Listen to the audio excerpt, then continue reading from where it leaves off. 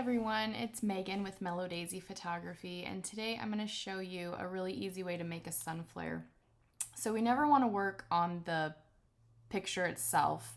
We always want to work on layers so we don't destroy anything on our actual picture. So I'm going to click this little box right here to add a layer, and then you can choose your color up here if you want to. Once you find a color you really like for your sun or anything, you can hit this plus down here and it'll save your color sample in your library. And I already have a yellow down here that I like to use for sun that's saved. So all I'm gonna do is hit B for brush. Just take your regular brush. You can use your bracket keys side to side to make it bigger and smaller. And up here, I want to have this at 0% hardness. I want it super soft. And now I'm gonna put it roughly where I want it, and I can move it later, so that's not a huge deal. And I wanna get it kind of the size I want, and I can change that later too. So I want the sun to kind of be right in here, so I'm gonna hit right there. That's about as big as I want those rays, like the very outer part of the rays to be. So I'm gonna click. And now I'm gonna come over here and drop this bar down and select screen. And I'm gonna turn the opacity down to 50%. Now I'm gonna grab another layer, second one, and I'm gonna put my circle kind of back where it was, and I'm gonna use my bracket key to go a bit smaller, and I'm gonna raise it up above their head just a little.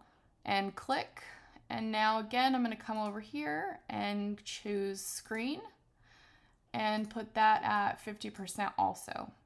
And you can do as many layers as you want to build your sun. I'm only gonna do 3 for this one because this one's kind of small. So my last layer, I'm gonna put my circle back and I'm gonna go real small just where I want the actual sun to be. And I'm gonna actually double click to make that one just a little more solid. And I'm also gonna choose screen.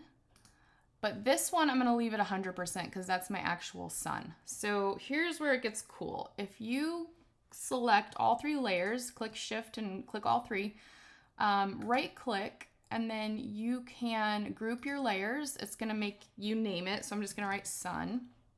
And now they work as one. And if I wanna go in and change any of those things, I still can, but now I can change them together. So the first thing I'm gonna do is turn the whole thing down because it's a little too bright. I'm gonna go about 80%, but you could kind of do whatever you want. Now, if I wanted to move this, I actually don't because I like where it is, but if I did want to move it, if I hit Command T, that's the shortcut for transform. We got to click on it first. Command T, now I can move it.